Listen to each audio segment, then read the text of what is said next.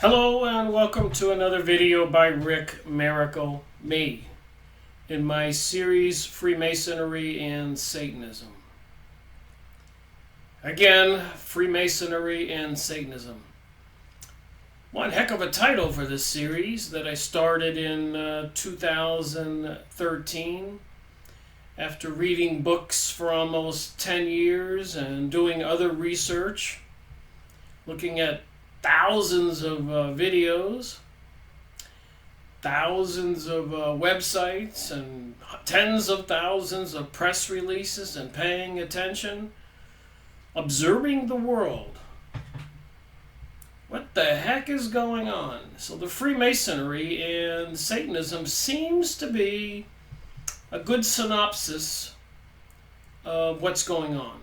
Freemasonry basically being one of the secret mystery schools into a mystery religion, which appears to be a Luciferic fallen angel, watchers, archons, masters, involving reptilian beings, gray aliens, and a lot of people who are into witchcraft, the secret mystery school religion.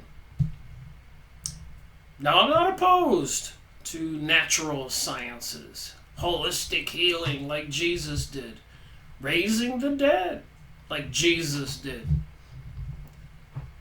Manifesting, turning water to wine. Multiplying bread and fish to feed thousands like Jesus did. Prophets in the Bible, prophets throughout history for thousands of years. I'm not opposed to this natural science. The shamans all over the world, from Peru to the Hopi Indians, American Indians, the Mayan Indians, the Aborigines, Eskimos, all their healing shamanic doctors, Hawaii, the kahunas. Magic, natural science, can be used for good purposes. And of course, with the Rothschilds and the Illuminati people putting fluoride in the water, trying to disarm our psychic abilities, maybe our communication with the divine, shutting it down maybe. Like I said, I'm not opposed to it, but when it's used in secret against we the people, I call it witchcraft. So I'm reading another book that's just amazing. The History of the Jewish People. Oh my, am I going to get myself in trouble talking about this? Cecil Roth.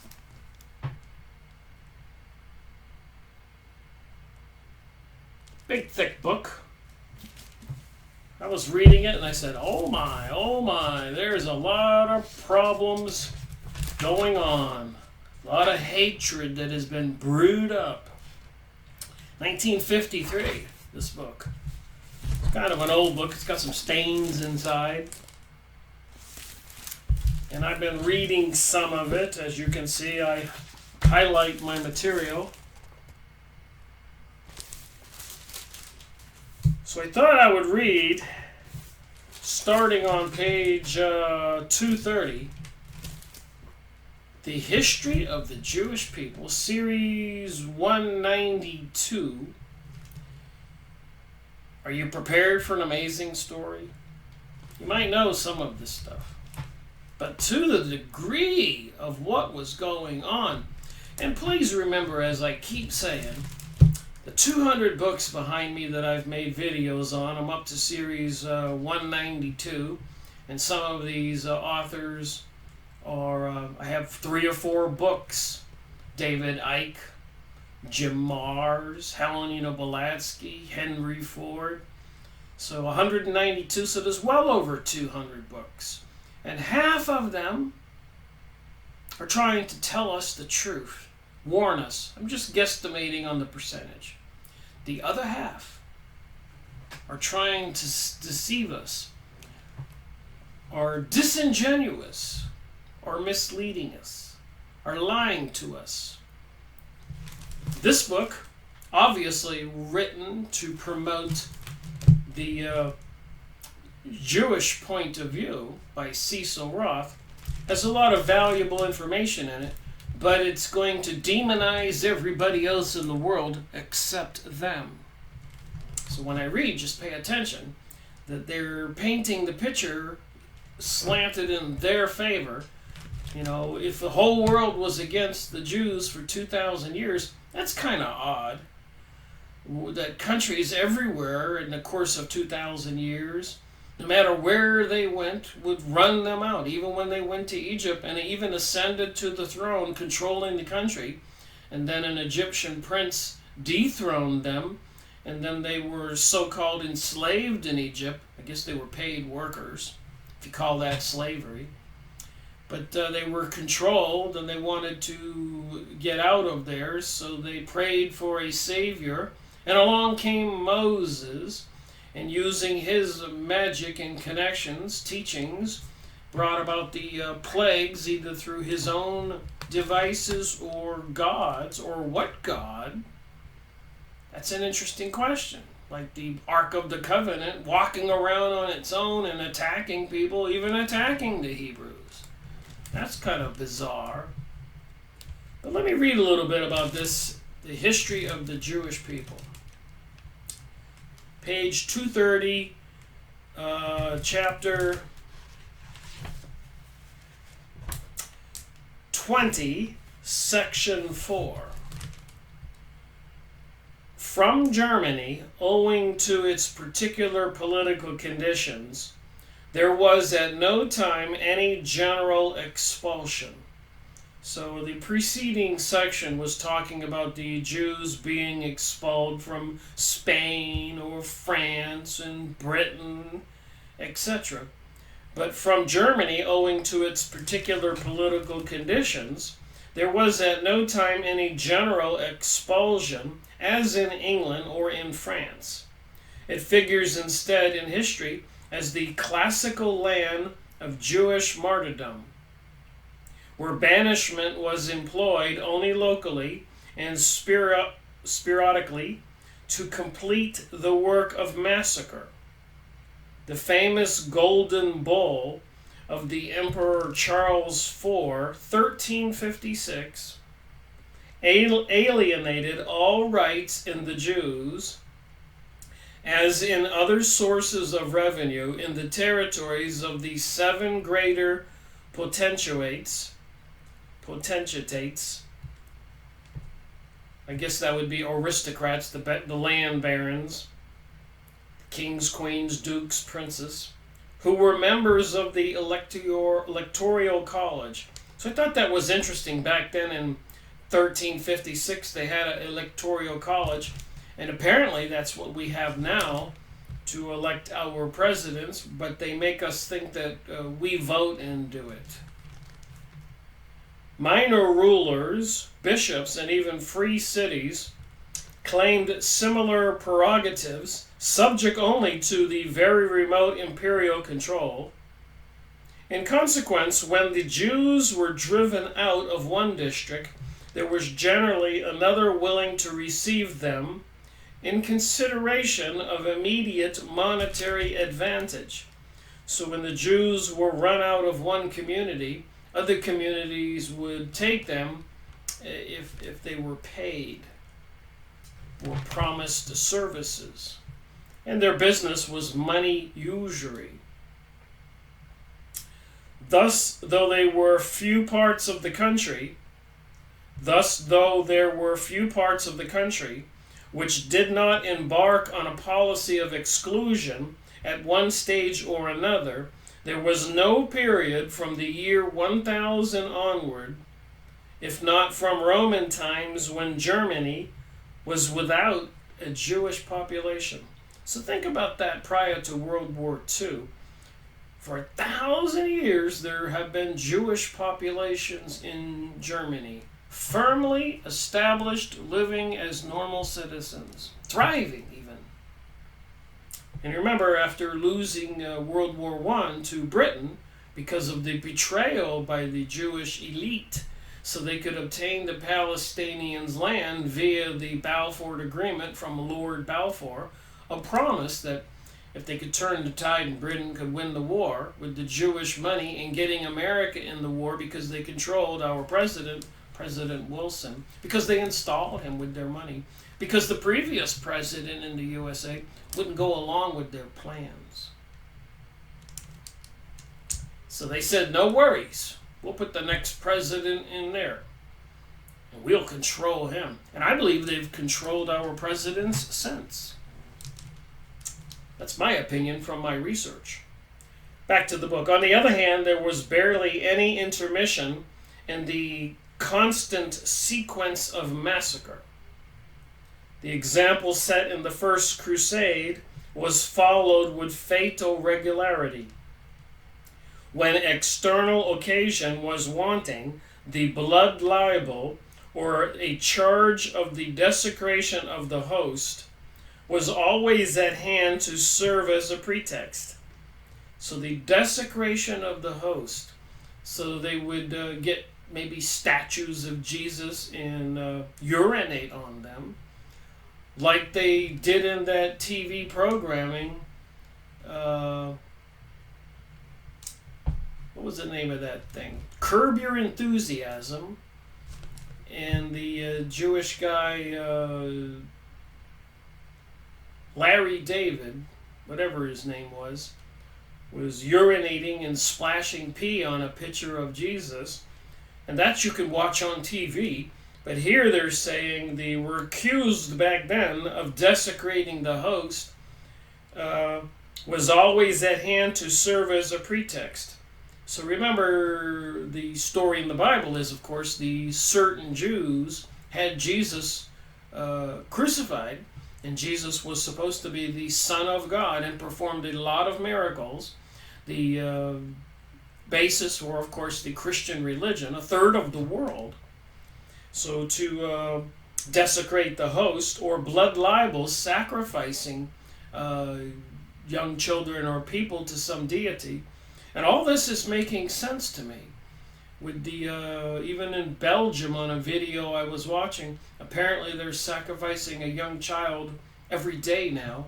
And the Illuminati, plenty of people who have escaped that organization, tell all about sacrifices, and even about some shape-shifting beings, reptilians, appearing on the scene during a sacrifice. So what do we know about our reality and the beings behind it? Are we going to believe they're really Orions or other beings in space, Palladians or Anunnaki aliens, come to live among us, looking like gray aliens, like Aleister Crowley's demon Iowas or Lamb? What's the truth? So the blood libel and the charge of the desecration of the host seems to be legitimate complaints by people. Remember that they are accused of crucifying or having Jesus crucified.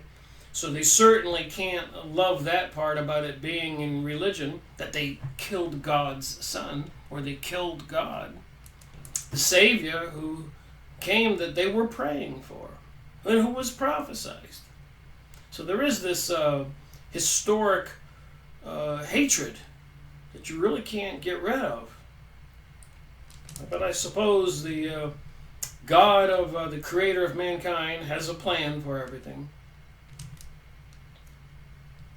So long as the central authority retained any strength, the Jews enjoyed a certain degree of protection. On its decay, they were at the mercy of every wave of prejudice, superstition, dissatisfaction, or violence. So they name all these cities: Beauport in 1179, Vienna in 1181, Sperry's in 1195, Halle in 1205, Erfurt in 1221, Mecklenburg in 1225, Luda and Boschensheim in 1235, Frankfurt on the Main in 1241, Kitzingen and Ortenburg in 1243, Portsheim in 1244, all in succession, were the scenes of massacres which in the history of any other land would have been memorable.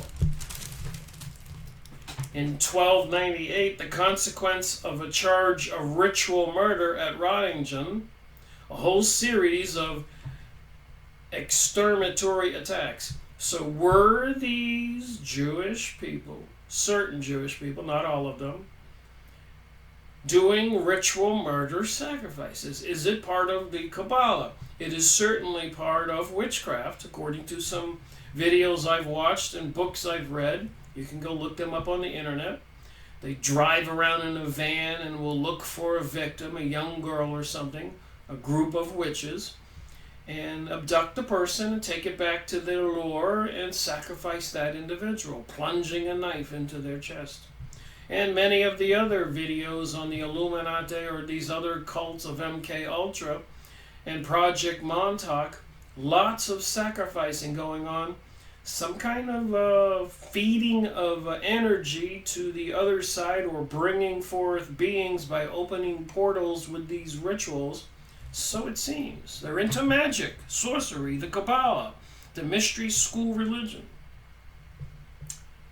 So these were the accusations which caused all these massacres in many different lands. Can everybody have been wrong? Is the whole world wrong and these people into the Luciferic religion are correct? As Helena Blavatsky would have us believe, Lucifer's really the good guy. Inspired by a noble named Reichsfeld, swept through Franconia, Bavaria, and Austria, at Weinsberg and Nuremberg, the community was butchered almost to a man. In the latter case, notwithstanding the protection of the royal castle, in which they had been allowed to take refuge, in the whole of Bavaria only 2 cities escaped, Rastenbahn and Augsburg, where the magistrates took their duties seriously.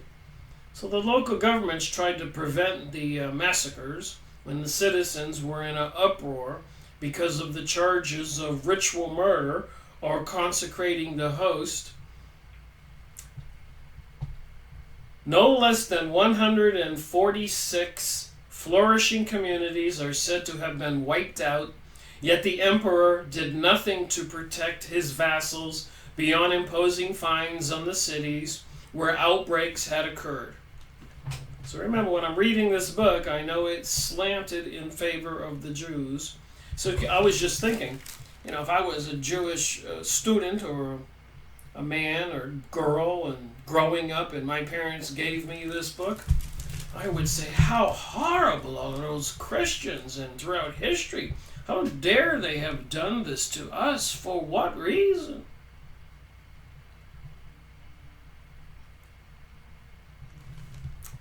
The truth.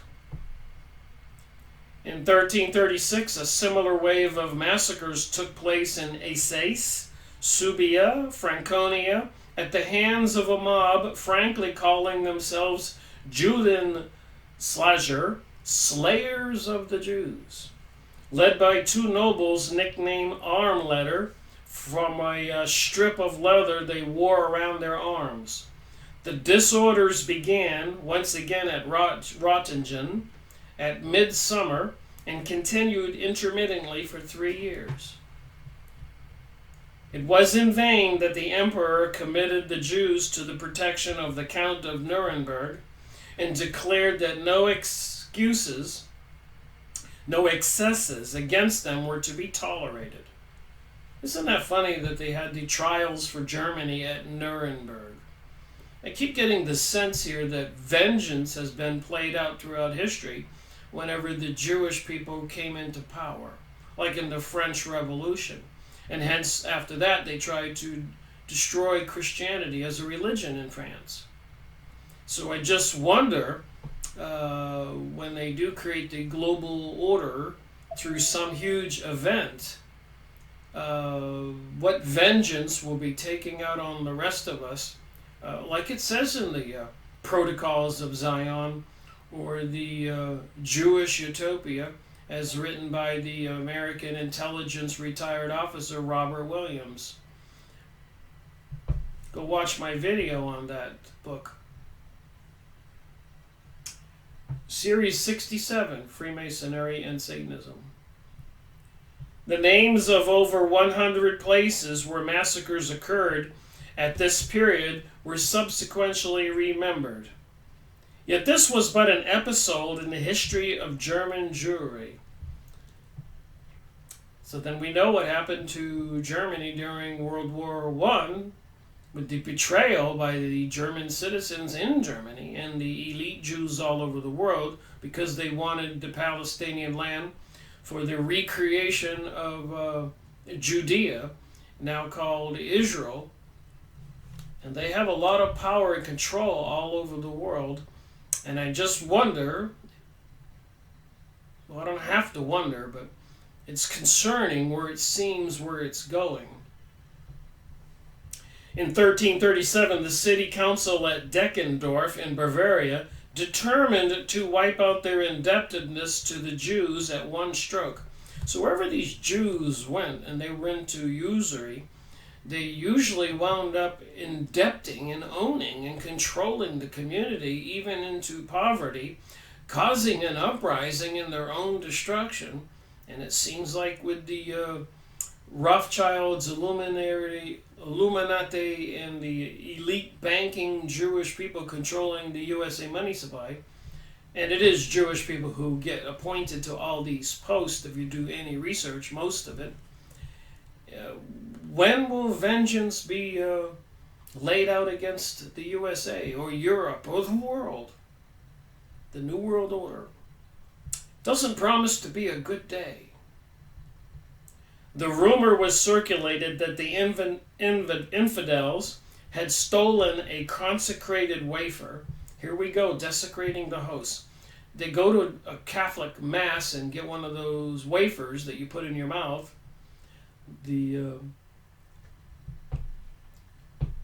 During the Christian ceremony, and then they go back and desecrate it by maybe putting something horrible on it or doing something horrible to it.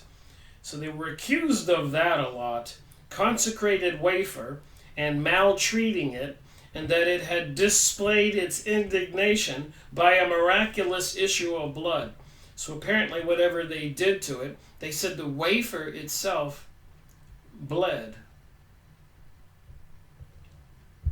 Wine and bread, the body and blood of Jesus Christ. Is that how it goes? A meeting was held in the fields outside the city so as to avoid suspicion, and a plan of action decided. Because apparently they desecrated the wafer. On the 30th of September, at the clanging of the church bells, a local knight rode into the city with his followers. Joined by the mob, he made an attack upon the Jugengas, I guess that would be the Jewish community, and those of the inhabitants who were not killed outright were burned alive. Hence a wave of massacres swept across Bavaria, Bohemia, Moravia, Austria, affecting 51 places. Only 6 years later, on the 19th April of 1343, a similar outbreak began at Weldenheim, which wiped out many neighboring communities before the week was over. It was in 1348 and the following year that the fury reached its height. The Black Death was devastating Europe. So they had a plague back then, sweeping away everywhere 1/3 or more of the population. It was the greatest scourge of its kind in recorded history. You know, I wonder if these people are into witchcraft or these reptilian beings existed even back then and they wanted to reduce the population. Would they have spread the plague? Just me pondering. Who would do it? If the Jews were into the Kabbalah and witchcraft, like Moses causing all the plagues upon Egypt, could the Jews with their magic cause plagues? They were accused of this.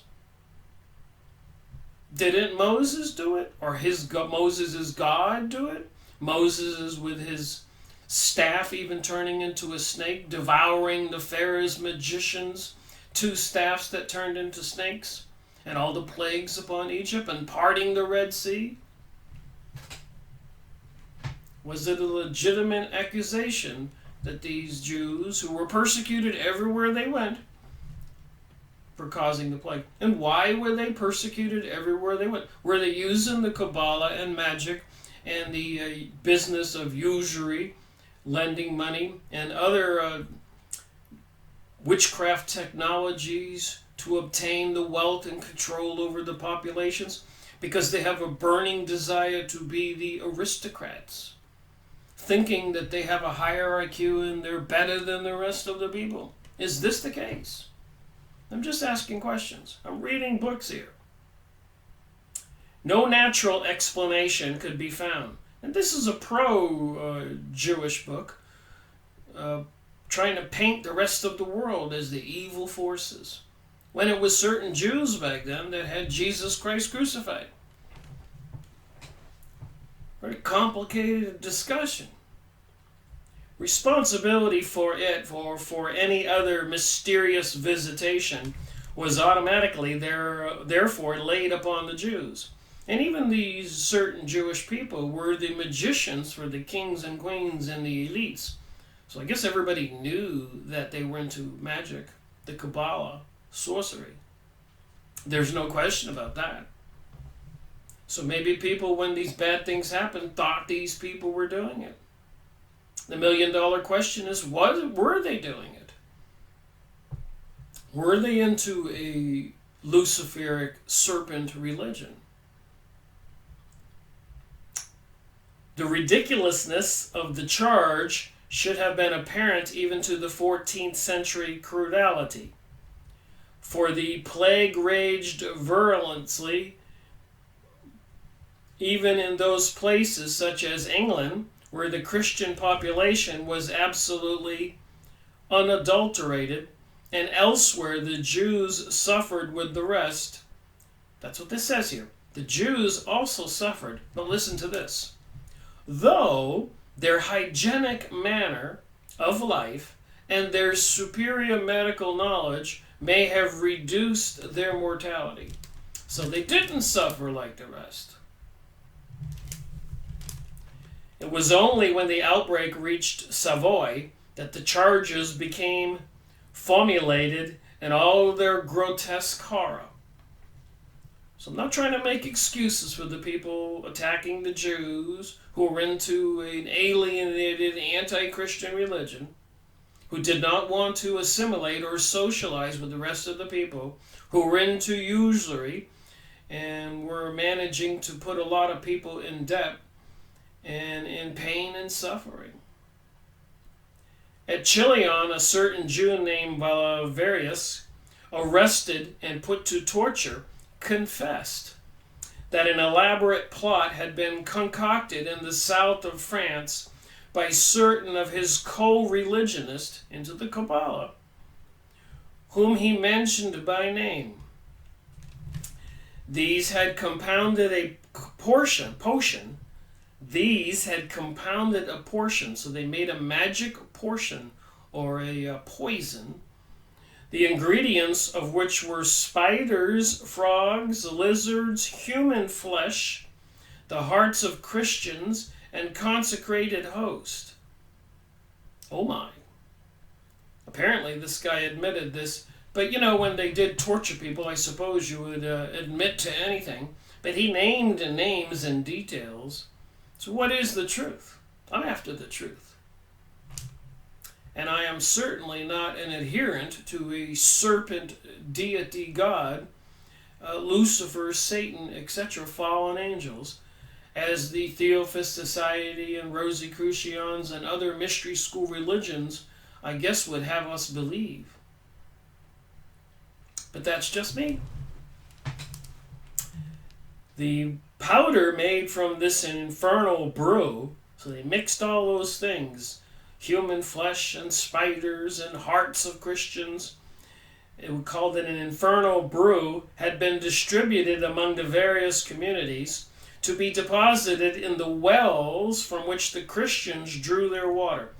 So I asked myself when I was reading this, If there were so many massacres in so many countries in so many hundreds of years, thousands of years, and these Jewish communities were all destroyed, as was explained in this book, would they rise up and poison the wells and try to put the plague on the people? And I think to myself, wait a minute. The governments of the USA and the secret societies, etc., are doing that to us today. And who controls the world today?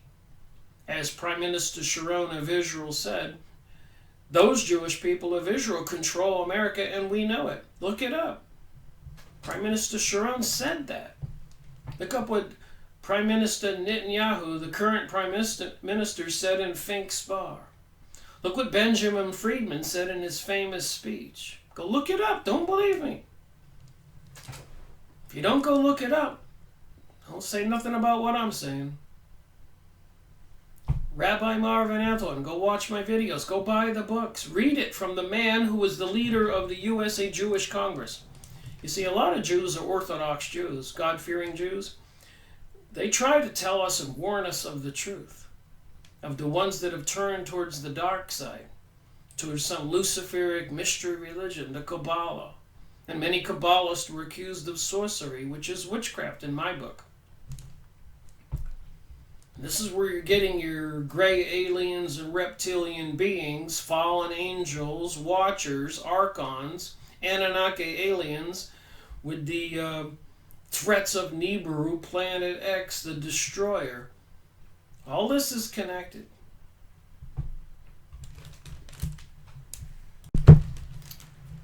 I am well aware this is a crazy conversation, but I didn't write the book. I'm just reading the book. And it's just unbelievable information. For how many thousands of years these massacres were going on, according to this book. Giving it the benefit of the doubt that it did, and they refused to be assimilated into the Christian religion or whatever, and were sticking to their own communities and into the Kabbalistic or whatever other religion they have, handed down from Moses, who apparently was preaching, there's paintings and stuff, with a serpent on a cross or a T called a divine serpent. Look at these pictures. Seriously now, let's be honest. What is with the serpent on the cross with Moses? There are plenty of these paintings, and look at the snakes attacking the people. And the serpent upon the cross. Is the serpent attacking the cross? What is Moses talking about? What is he preaching with the serpent on the cross? Where else do we find this symbol? Amazingly enough, it's with the Egyptian hieroglyphics called the Tau or the Ankh. Be honest, what does it mean? Are reptilians real? Was this a symbol for some kind of beings? Seeking the truth. So what was it that made the Jewish peoples different? Refusing to assimilate with the Christians. Rejecting the Savior, Jesus, which I believe Jesus did come from the divine world. Son of God. But in the Egyptian hieroglyphics, you'll find something called an Ankh. And here's a picture here with Katy Perry in one of her rituals with all the Egyptian symbolisms. The winged circle. The snake on her head like a pharaoh.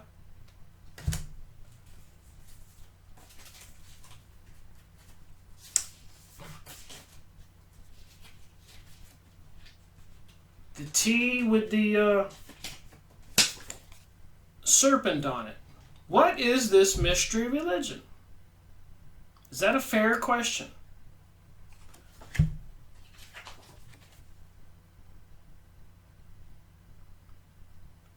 Tau Empire, even the cartoons.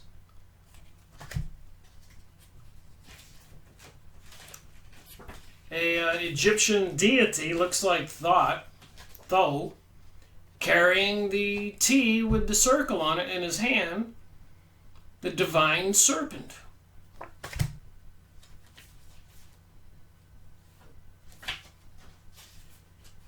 Even the symbol for some of the fraternities.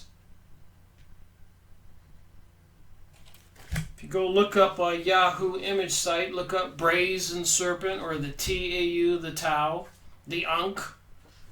You will see these pictures, and you will see the links where you can look up the material. Anute Conceptus. Here's a pyramid, a rocket, an eye. What is the mystery religion? What about the all the stuff about revolution? All the symbolisms and cartoons. The Illuminati card game. The Illuminati card game. The clock, 911. They're playing games with us, it seems. So was this happening back then when there were all the massacres against the Jewish people? But was it happening on a different level? The Egyptian Ankh, according to Morals and Dogma, by Albert Pike, the leader of the Freemasons for the southern jurisdiction of the United States and a general for the South in the war between the North and the South in the 1880s. That's the Tau, the divine serpent, according to Morals and Dogma, and other material. The Egyptian connection, the Egyptian mystery religion, where apparently the Jews there learned it while they were living there or in captivity. Illuminati card games.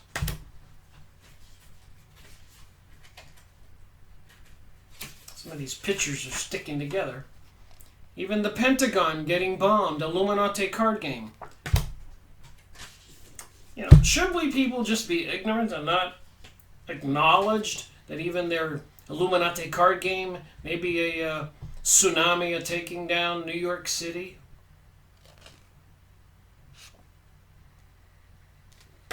Even have an Illuminati card with the Hoover Dam being blown up. Apparently, if you fold a dollar bill in the right way, one of the currencies, it shows the Hoover Dam blowing up. So has a deal been made with some kind of deity, reptilian, fallen angel?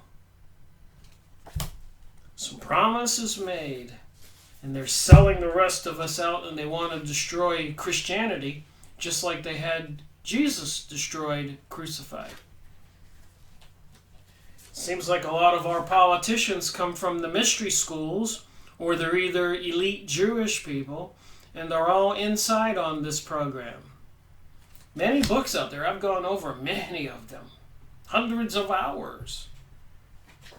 The Egyptian character carrying the Ankhs, the divine serpent.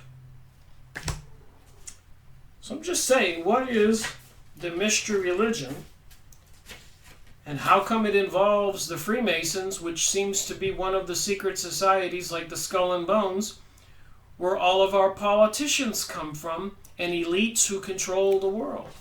Even President Donald Trump's mansion, if you go look up the pictures, looks like a Freemasonic lodge, even with the columns and everything.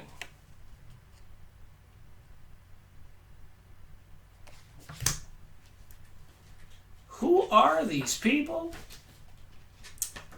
And what are they up to?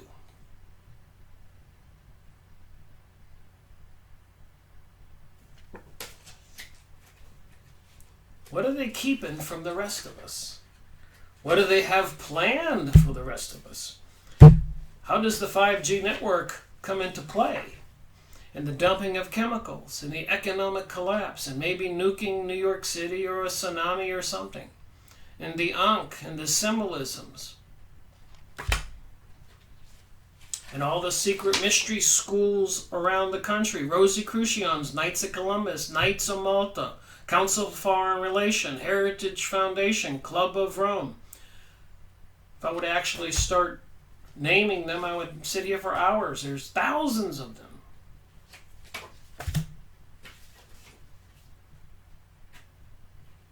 Even our historic presidents and leaders are part of these organizations. Some of them are really Jewish. They use Christian names and appear that way. They call them crypto-Jews, so they can infiltrate our society. I didn't make this stuff up. I'm reading it in books and sharing it in my videos. I'm trying to find out what the heck is going on. Hopefully before it's too late. We the people can wake up. They built the FEMA camps. They had Jade Helm 15 in 2015 where they had all those exercises preparing for something with artificial intelligence computer programs that'll be making the decisions on who dies.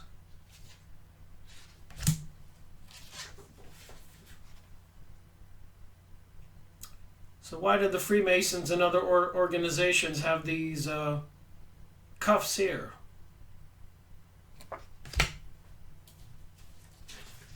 The Crux Asanta, that's another name for it. The Divine Serpent, and it has the bullseye on we the people. It is anti-Christian, with a lot of seething hatred towards Christians, towards Jesus. So it seems. They have all kinds of these symbols they use. Here's an anchor with the Ankh or Tau or Crux Asanta on it. The Divine Serpent.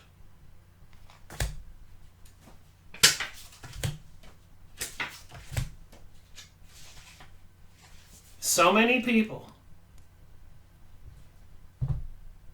they know what's going on. But how many people don't know what's going on?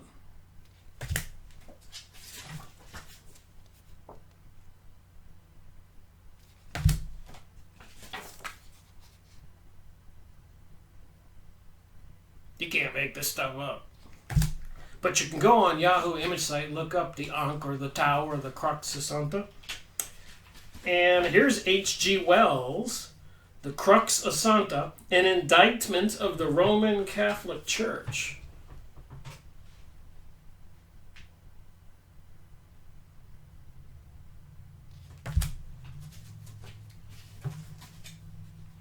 Here's that circle with the wings and the pole and the snake, the Crux Asanta, the serpent.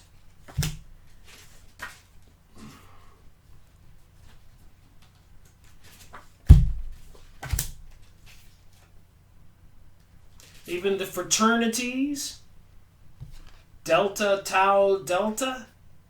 Look at the symbolisms, the eye. People go into the colleges joining these groups. They have no idea what they're involved in. No wonder they're having drunken orgies or chasing women, destroying the morality of these people. Getting them when they're young. So it seems like that's the plan. Even the rainbow colors on the Crux Asanta, the Divine Serpent. Coincidence, you think?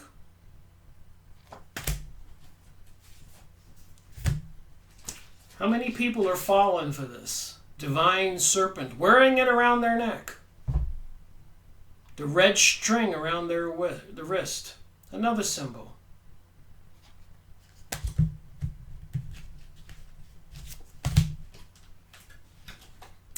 Just saying. Just saying.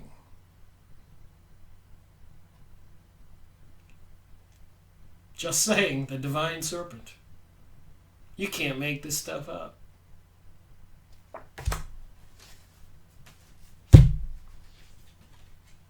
There's a serpent eye even on the dollar bill.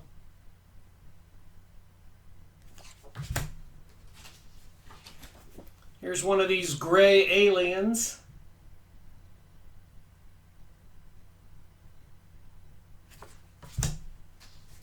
The Illuminati card game, you can go look it up on the computer and see the pictures and the plans for our planet. Just saying.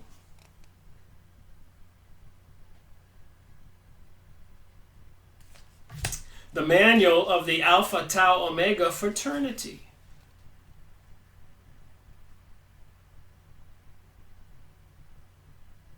Look at that. Tau is a name.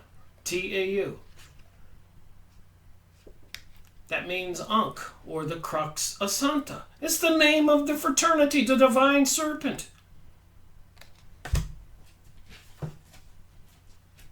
And that red string is about the book The Secret. They got these teachings everywhere. A lot of Masonic organizations and other groups with the Jewish symbols there.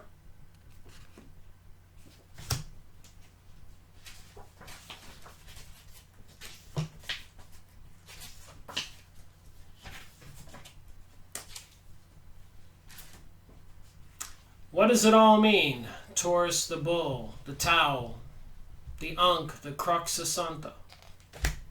Remember the bull in front of Wall Street? And the horoscope astrology, it's all connected. Kabbalah, astrology, mystery school religion.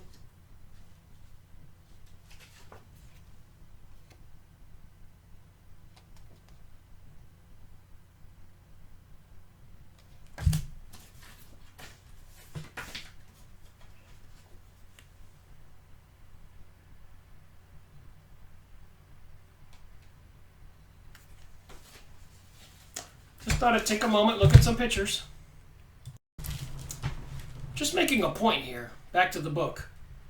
What was it that caused all these massacres? What religion were these people into? The divine serpent. I know a lot of people today don't want to believe in Jesus or don't want to believe in religion at all, want to say they're atheists. But do they really know who's in charge and what those people worship and who they're in cahoots with?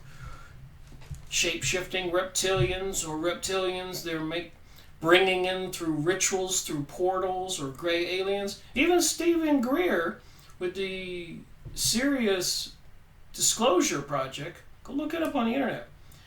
He's sending me even emails inviting me to participate in going to some beach or some park. You got to pay money.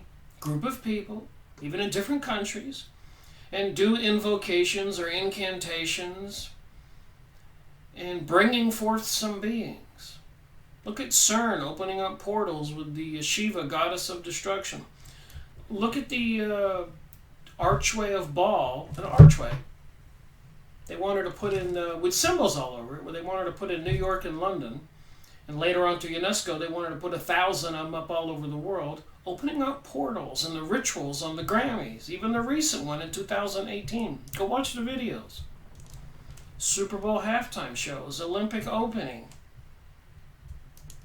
What religion are these people into? What would cause all of this destruction and chaos and massacres and burning people at the stake for thousands of years? What would cause such a thing? Devil worship might. If people were aware and if they were finding dead children that were used in sacrifices, I suppose that would get a community in uproar. Even today, if the people only knew. Who was it, the famous politician, George Bush or whoever, who said that if the people knew what we were up to, they would march down Philadelphia Avenue in Washington, D.C. and drag us out with pitchforks and hang us all, something like that. What are they up to coming from these mystery schools? Back to the book.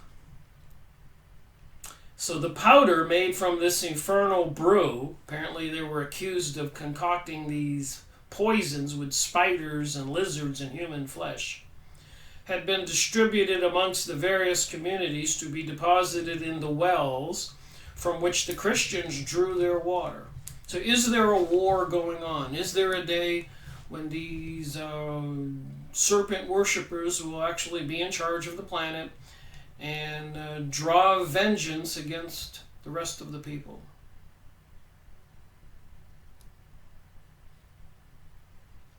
To this, the terrible contagion which was sweeping Europe was due.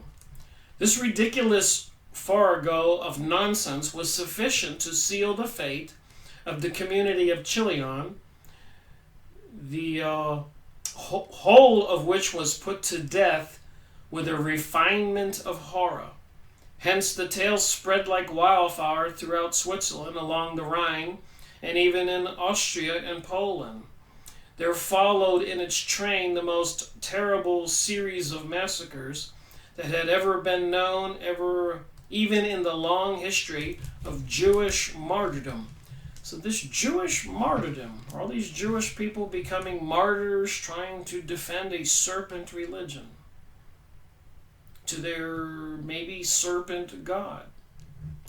What is the truth? Kind of gives you chills when you try to understand this stuff.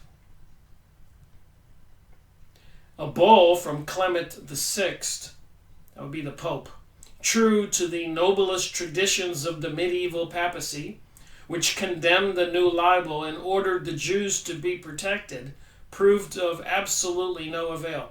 So the kings and queens and leaders and popes did not want the Jews punished, even if they were accused of these desecration of the host or sacrificing young children, which they called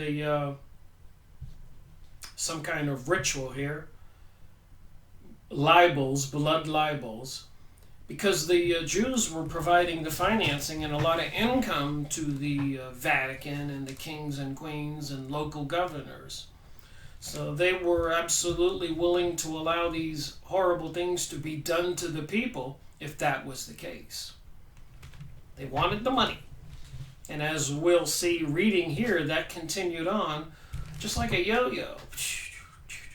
The Jews would be expelled and some of the money would be lost for the Pope or lost for the king. So a year or two later, he would notice his treasury was getting light and bring them back because they were great at usury and generating wealth and income.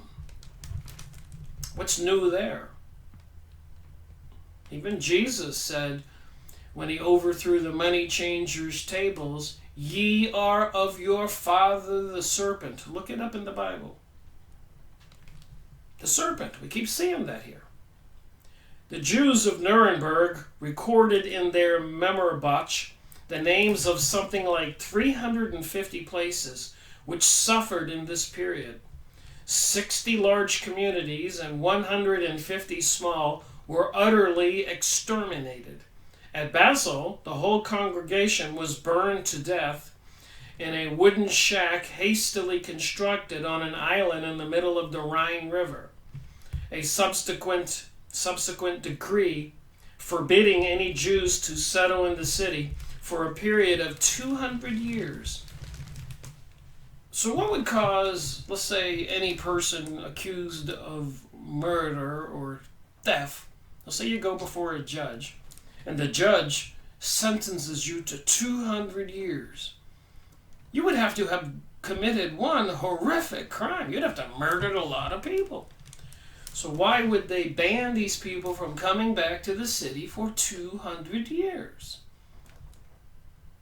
Were all these citizens of all these cities just horrible people treating these Jewish people unfairly, who apparently, according to the Encyclopedia Judaica, were into the Kabbalistic religion? That was part of their history, which seems to be part of the mystery religion of Egypt, with the Ankh and the serpent and so much more. Am I thinking wrong here? Here's some pictures in this book. And I went online and found this pretty easy for a few bucks. History of the Jewish people. And believe me, if I was a young Jewish person, a boy or a girl, and my parents gave me this, and I was reading it, and I would say, those evil Christians. Yes, we've got to enslave them and destroy them. Look what they did. But what's the truth? What was with the religion? What's with the usury? What's with wherever they went? Countries that would take them after they were banned or exiled from another one.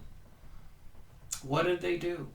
What about the blood libel, desecrating the host? Even on that Curb Your Enthusiasm, Larry David apparently urinates and gets urine up on the picture of Jesus. You can go watch it. So apparently in this first picture is Berthold of Reichenberg preaches against the Jew.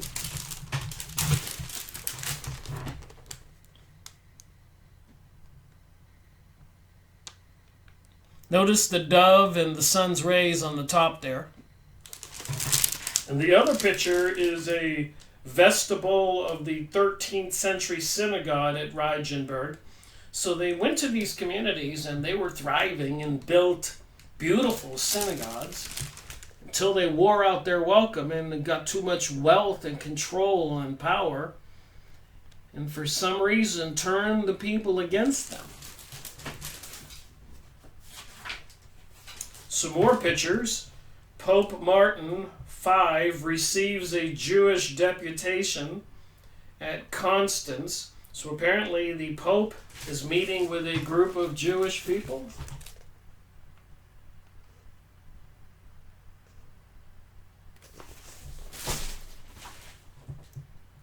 Receives a Jewish deputation. Not sure what a deputation is. And here you have from the Chronicle of Urich van Riechendahl, the Town Hall Constance.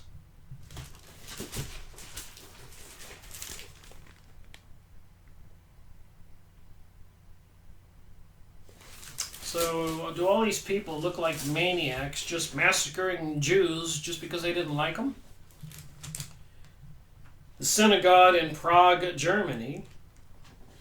So this is their church and synagogue in Germany. Quite an elaborate construction. I thought it'd be kind of cool to get a magnifying glass and look for the symbolisms in the picture. But all you have to do is look up King Solomon's temple and it's all right there. And the Ark of the Covenant and the videos I've already made. Okay, so here we have, continuing on, at Strasbourg on St. Valentine's Day, the community was concreted almost to the man at a gigantic priory erected at their cemetery. So they took the entire Jewish community and burned them all together. At Worms, they anticipated their faith. So the Jews knew the people were coming for them, and they set fire to their houses where they perished in the flames of their homes. Wow. Wow. The same happened at Cologne and St. Bartholomew's Day in 1349.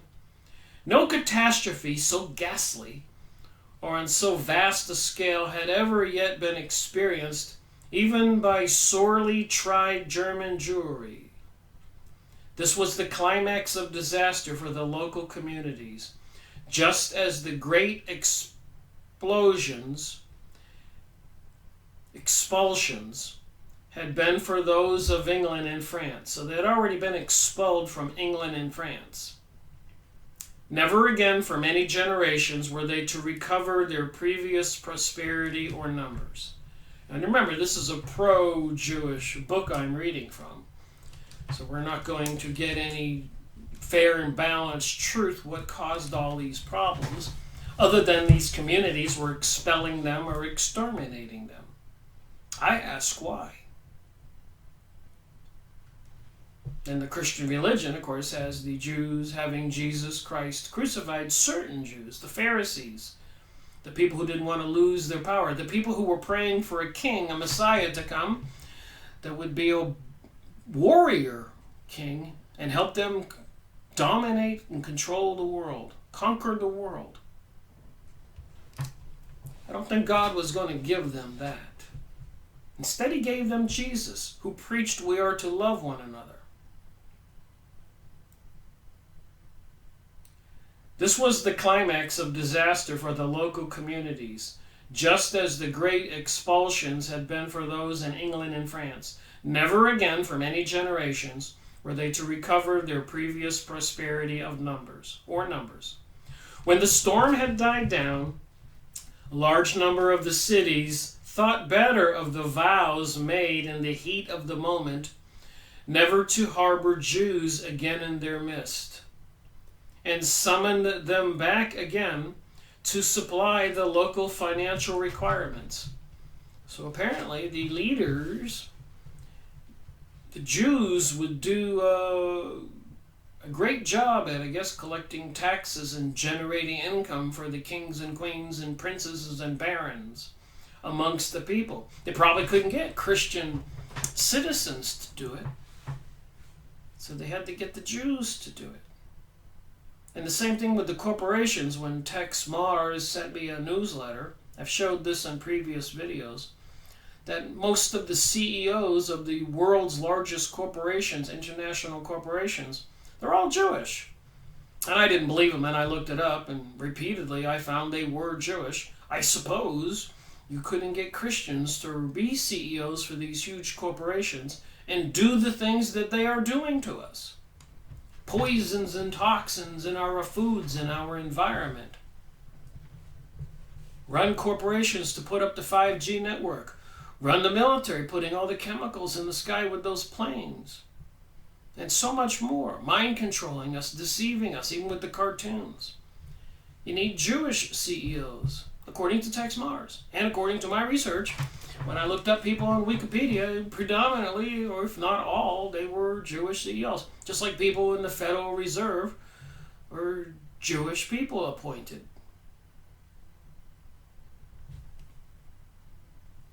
What are you going to do? Wake up. The period which followed was one of the comparative quiescence, if only for lack of victims. And remember, it's not just me saying this. Benjamin Friedman, a famous, well-known Jewish man, made his famous speech. Go look it up and listen. Rabbi Marvin Entelman. Henry McCall, PhD Jewish author in Canada, wrote the book Illuminati, the Cult That Hijacked the World. That's series number 2 in my series. I made a video on his book. And so many more. Nestor Webster. Henry Ford, the automaker, tried to warn us. King Wenceslas, however, in 1378 and 1400, initiated the short-sighted policy of the periodical cancellation of the whole or part of the debts due to the Jews in return for some immediate monetary payment from the debtors. So apparently a lot of people were in debt to the Jews, and the king of the time canceled all those debts for people who would pay him some money. And a whole series of these operations was carried into effect between 1385 and the close of the century, keeping the remnant of the German Jewry in a condition verging on pauperdom. It was, therefore, impossible for them to recover the position which their predecessors had held, and the hegemony of the German Jewry passed with the refugees to the east. So apparently the non-Jew Christian citizens in these European countries weren't ambitious types or malicious, vicious types who would go around and follow the orders of the king and extract money from all the citizens. They had to get the Jews to do it. It's like a lot of people today are sheep or sheeple or zombies and sleeping, not awake, and allowing these things to go on with these gigantic fenced-in cell phone towers up and down our highways now, and dumping chemicals like today here in the mountains of North Carolina, completely painting a blue sky pasty white. Now, how can that be good for people? We got to be breathing that stuff in. What's in that concoction? There followed an interlude where the Jews of Austria, who in 1244 had received from Duke Frederick the Quarrelsome a model charter which guaranteed their rights and safety, enjoyed a certain degree of relative prosperity. succeeded as usual by intellectual activity and the emergence of a few scholars of note. So apparently when these Jews can receive some prosperity, they produce a lot of intellectual activity and scholars, which I notice they say in all of the books. They even say that they produce a disproportionate amount of scholars and intellectuals to our societies. They think a lot of themselves. Isn't that interesting? It was the serpent in the Garden of Eden that had Eve eat of the tree of knowledge, the apple. So that's the argument, was the intellectual wisdom. So what is the intellectual wisdom of these serpent worshippers? Knowledge on how to abuse and use other humans for your personal gain and your perverted sexual appetites. Apparently that's what's going on. Pizzagate, child trafficking, it's in the news. Porn industry controlled by these people. I don't make that stuff up. Go look it up. Who controls the porn industry? Hollywood. They got a book, The Empire of Their Own. The Jews control Hollywood. Look at the movies. Look at the newspapers, magazines, predominantly controlled by the Jewish people. Book publishing. This is bragging by them. This is not me. Wherever you read, you're going to find that.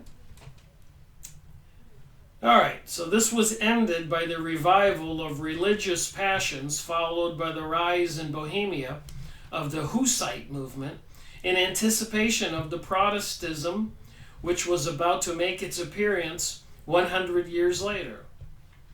So were the Jews organizing some people against the church, the Vatican, the Papists, which became the Protestant religion?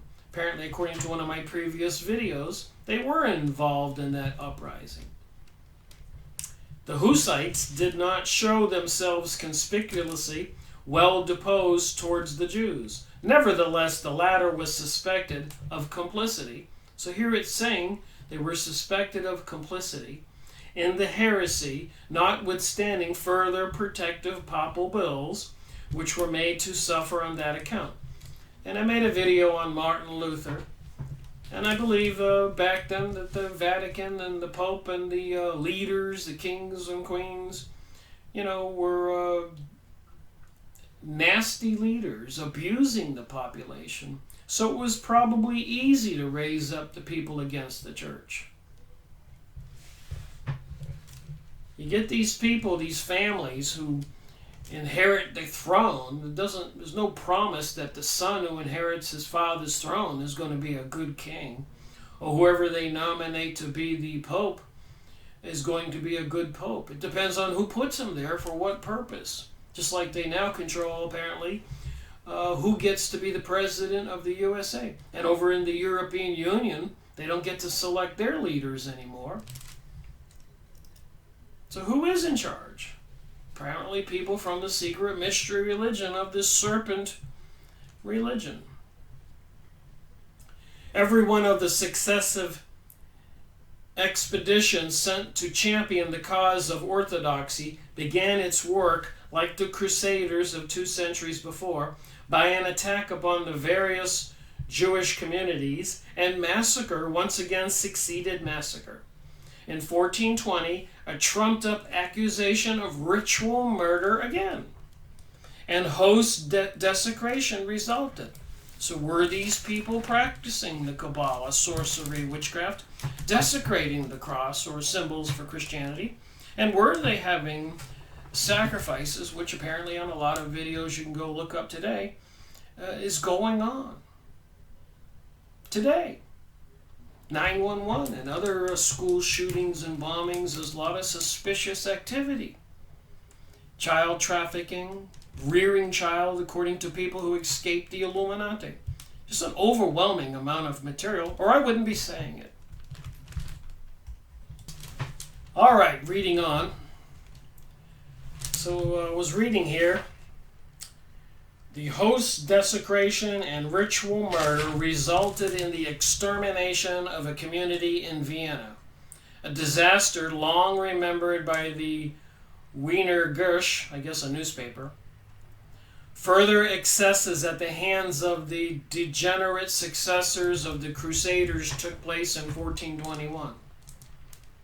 The eyes of the Jewish world were turned for guidance at this juncture to Rabbi Jacob ben Moses, Hav Levi of Meosons, known from the initials of his Hebrew name, Marial, the most eminent rabbi of his age, whose daily practice, noted down by an eager disciple, was long after considered the standard to which every individual endeavored to conform.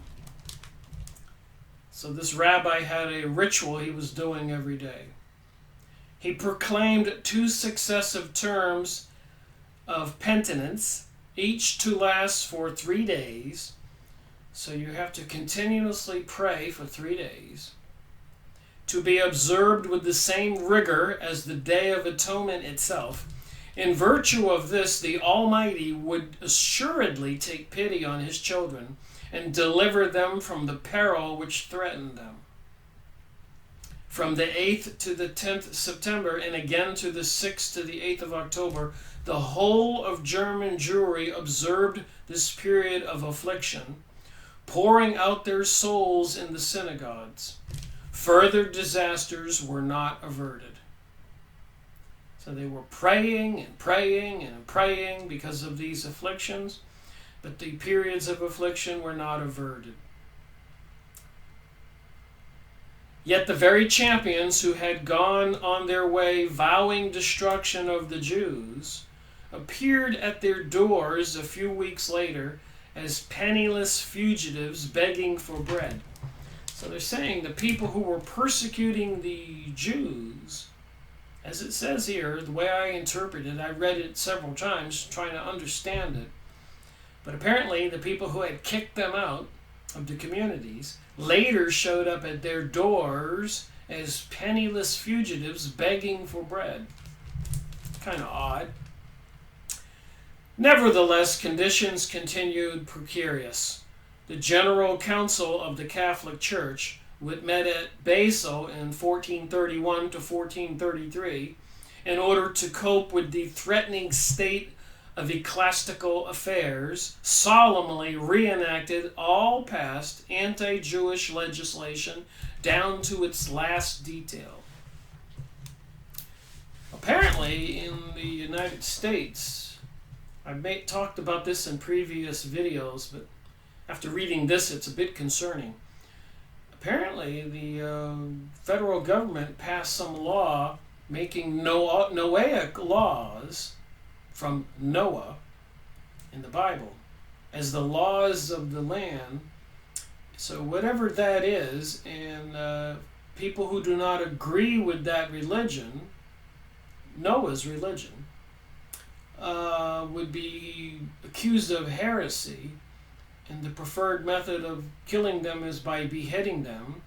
And apparently the government has manufactured or ordered 30,000 guillotines from China.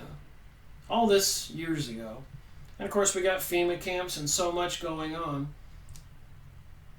Just makes you wonder what's coming. This Noahic laws. Go look it up, and I need to look into it again and again. It takes me a while to understand some of this material.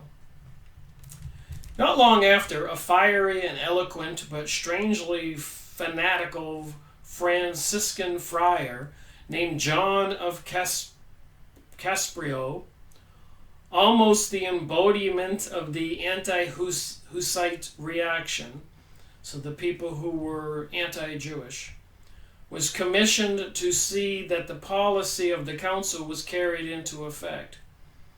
So this fanatical Franciscan friar was trying to carry out the General Council of the Catholic Church's decrees, and was commissioned to see that the policy of the council was carried into effect. Everywhere from Sicily northward, anti-Jewish excesses followed in his train.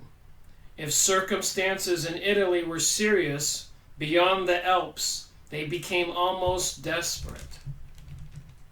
In anticipation of his arrival, the Jews of Bavaria had been imprisoned, despoiled, and subsequently expelled in 1450. At Bruchsal in 1453, an alleged desecration of the host led to a mock trial under the auspices of Caspatrano himself. 41 martyrs were burned to death before his lodgings at the Salzring.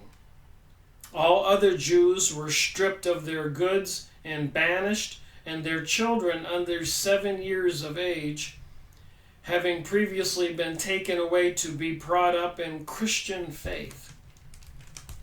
The example was faithfully followed in the rest of the province.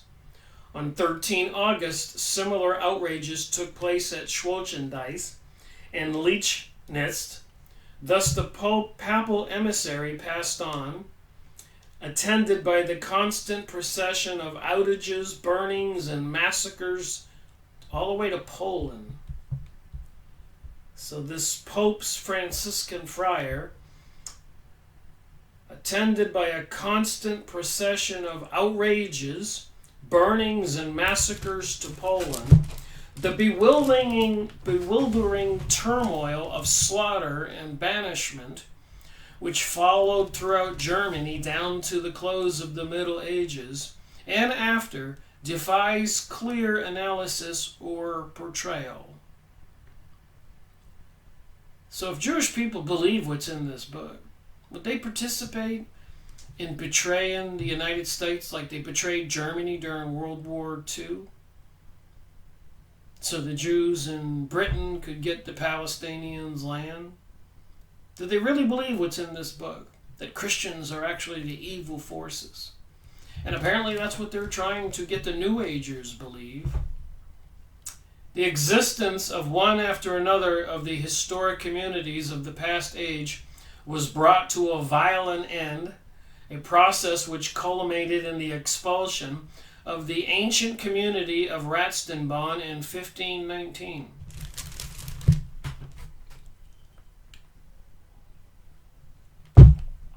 Isolated handfuls continued to live here and there throughout the country. Larger agglomerations were to be found in the semi-Slavic territories on the eastern border. That would be up by Poland and Russia. So this just explains a lot of history, why a lot of Jews wound up in the Russian territories, in Poland and that area. And later they wore out their welcome there and they were fleeing to Germany.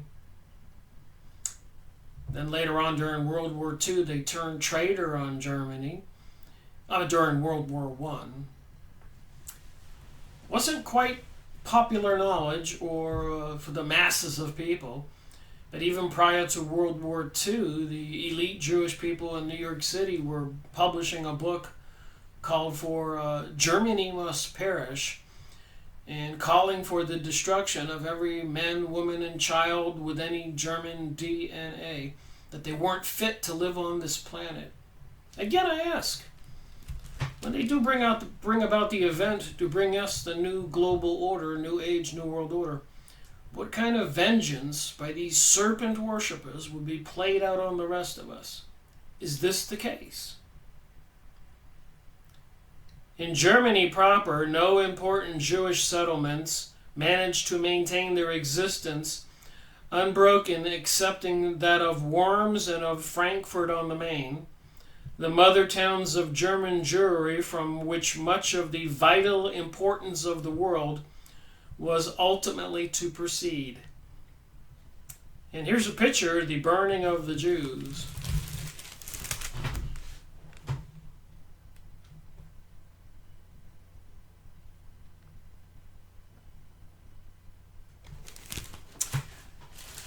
What are we to believe?